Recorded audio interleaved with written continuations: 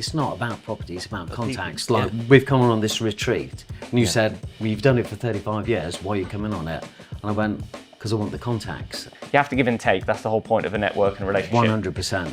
I mean, a lot of the deals we've had in the past from auctioneers, they just phone up and go, well, it's because they know us and they know that we're going to complete on the deal. So like you say, you've got past history. Welcome back to Property Auction Hunters, and today we are doing an interview session. We have Saif back on the channel. He's disappeared, but we wrangled him back in. Yeah. So for those who don't know us, my name is Jay Howard. I used to run a property portfolio, a family office with £3.3 billion of real estate assets in Europe to South America. And then I ran an auction company for 7 years, and I purely focus on trading and have done since 2004. Saif went from pharmaceuticals to trading and has done over 300 transactions in 5 years? Around about 5 years. Around about 5 years.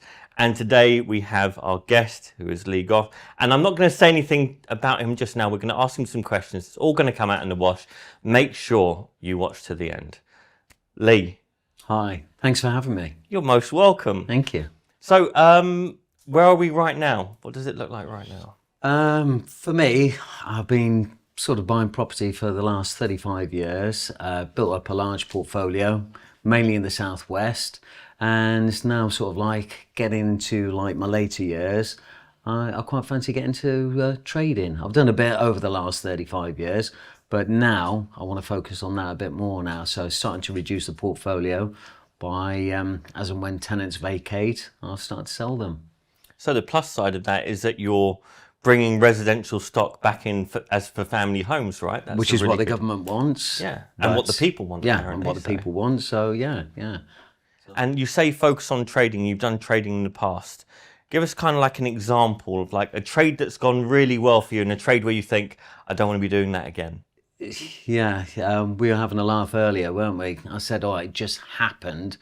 So I've done trading in Portugal, I've done it in Spain, and I've also done it in the UK. So things can happen just by accident, but you've got to keep an open mind. So one example that we had a chat about earlier was a plot of land.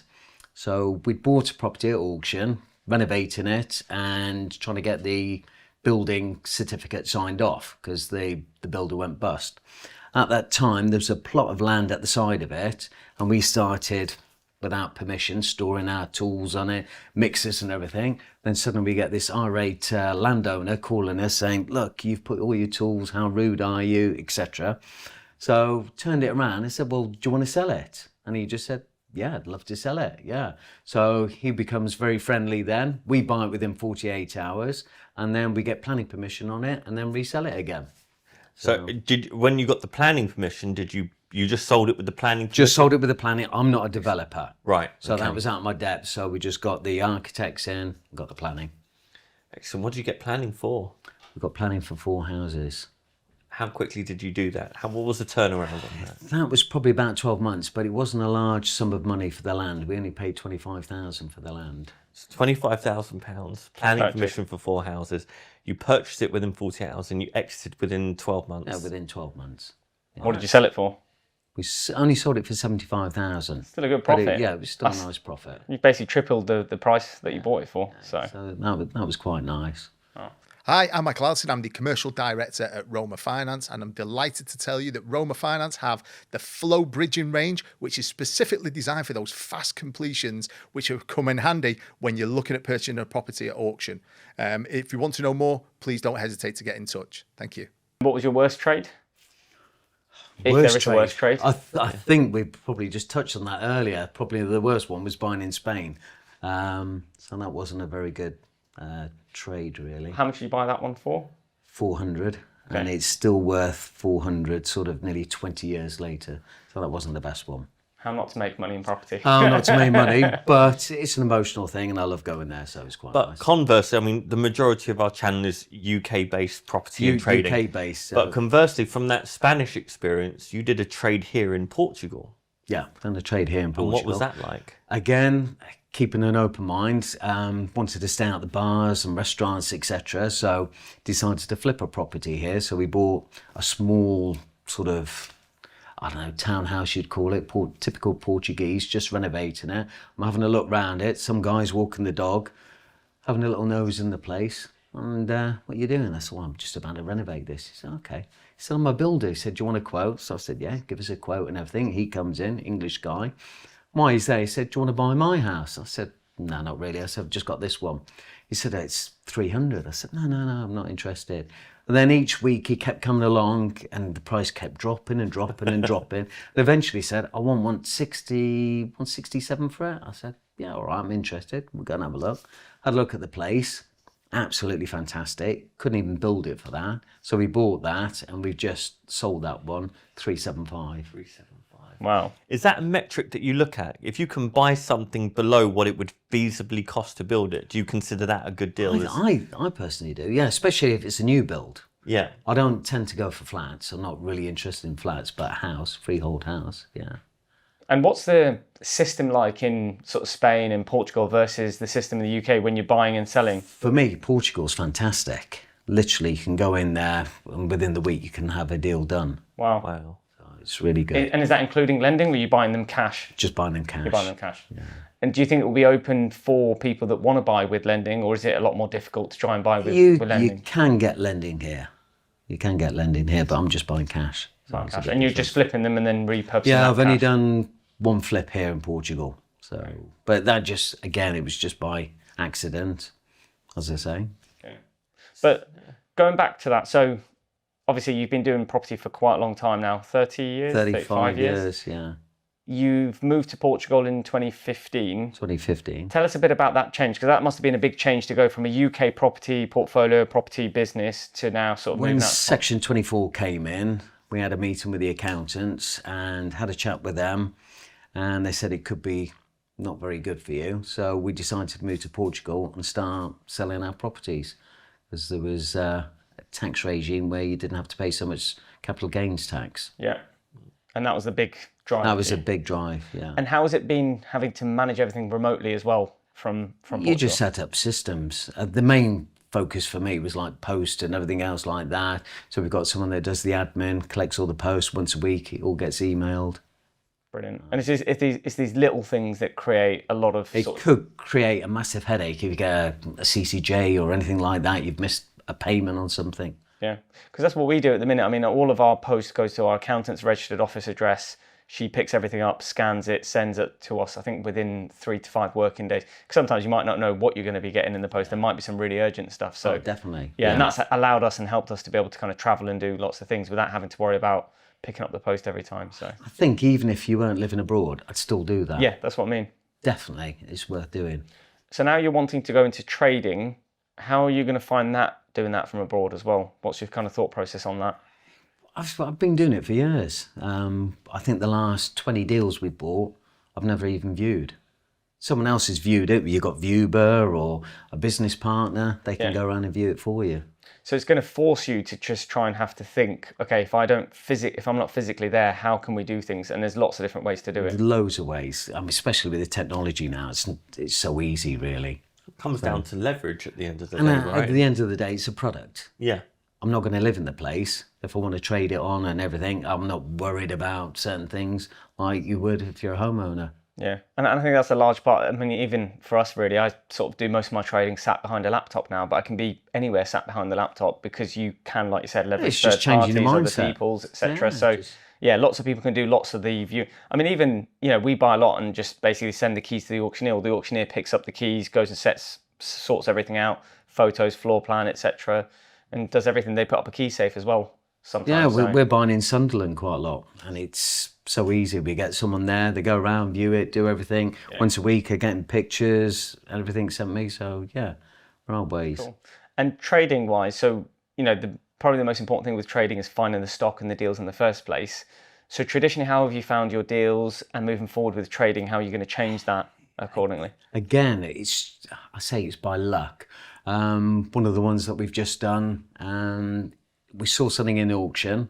So I'm a business partner. He went along, had a look at it, said, yeah, there's a bit of margin in there, maybe 10, 20,000. He said, but I've seen something down the road for sale. He said, let's go and have a look at it. So we went, had a look at it, and it was far better. It was cheaper than the one that we were thinking about buying in auction. Yeah. So we ended up buying that. It was poorly marketed, really badly advertised, one picture, small description. I won't say the agent who was doing it.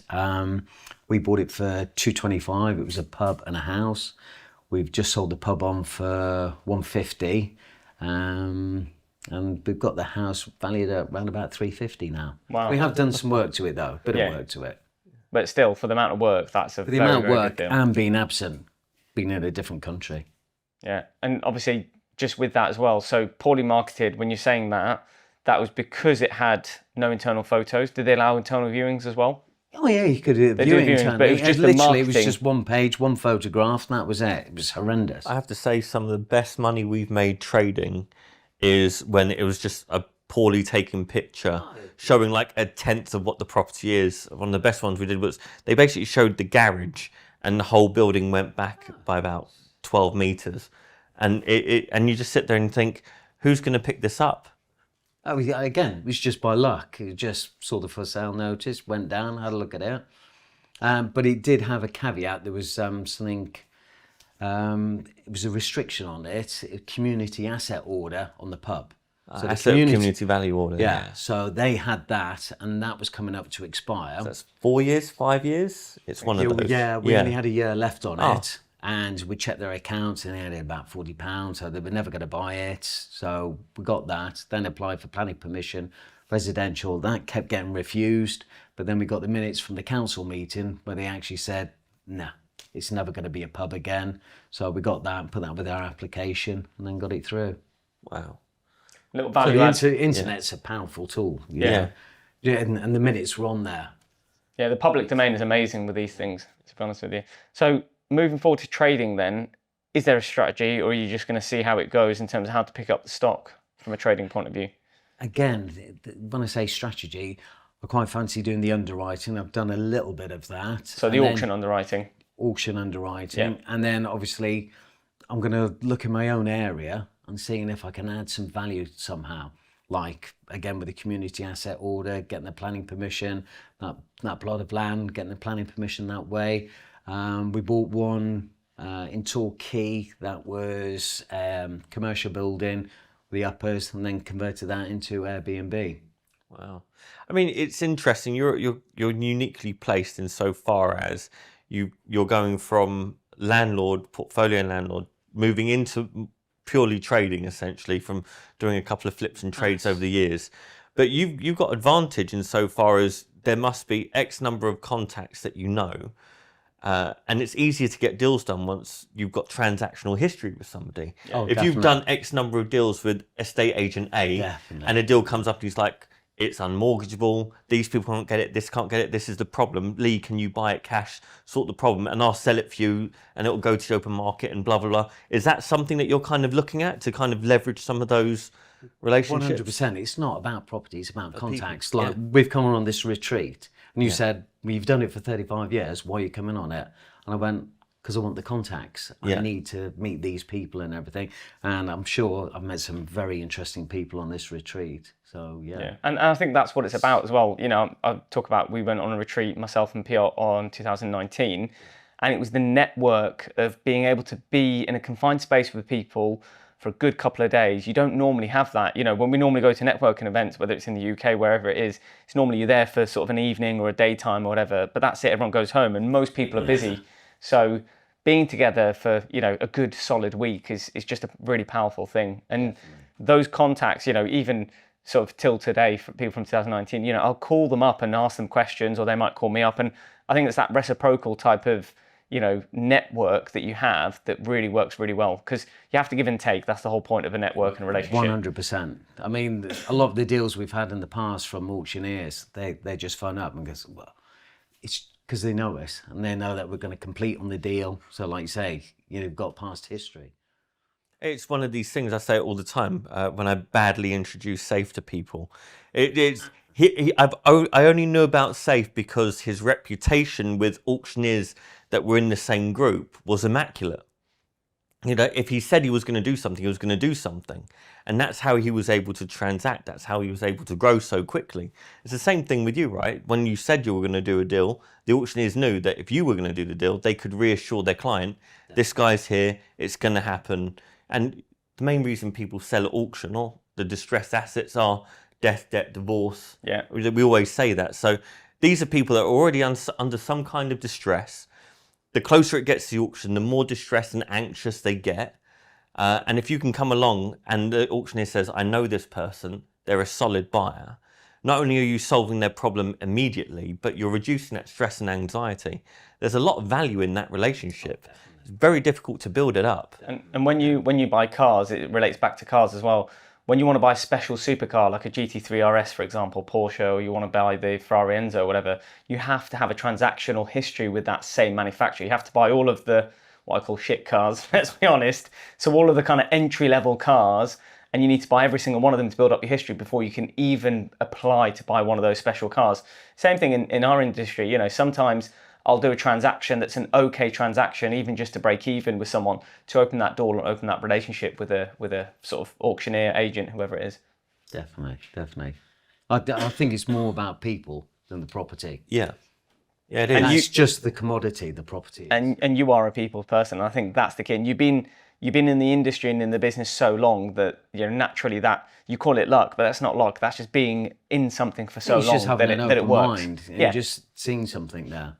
Yeah, and I think time is your best, you know, it's your best friend when you're in kind of anything really. It's the longer you're in something, the more lucky you get. That's what they normally say. Yeah, definitely. Brilliant. So Lee, just to kind of finalise things and summarise things, what is now, obviously, I know you were talking about trying to find properties specifically to your strategy of maybe planning uplift or assets of community value, but moving forward, based on what kind of we've been talking about at the retreat, what are you now going to start to move forward doing from a point of view of trading, really? It's up in my mind what you were talking about earlier with the modern method of auction. That's something that I've never even looked at, the modern method. It was always just traditional auctions. And I like what you were talking about earlier, so that's opened my mind up to that. Obviously, being in a good contact today about underwriting, saying they're very open to doing the underwriting, because I have struggled with that with some of the auctioneers, as we talked about. Yeah. So that's interesting to know which ones are open to it. Just so happened that we had an auctioneer from an area that you transact a lot in. I mean, that was just luck, wasn't it? Pure luck. He calls it luck. It's just luck. Brilliant. So yeah, any last remarks, or just about the retreat, or generally about sort of property investment and property trading? I'm just really excited. You're doing apparently a retreat next year, apparently. Lee's already signed up. That's what I heard. I haven't committed to it, but by the end of tonight, you'll I do did it. say the only reason we ran this retreat is because 4 people had already pre-booked. They said, just run it, we're there. So if 4 people pre-book, I will run a retreat But next year. for next the weather. Yeah, but next year we'll make book sure the the weather is August, good September weather. time. August, for sure. September. But yeah, thanks Lee. It's been great Really having you on. appreciate It's been great to be spending time with you at the retreat as well, and hopefully everyone gets a lot of good information, a lot of good value out of this episode as well. Fantastic. Brilliant, thank you.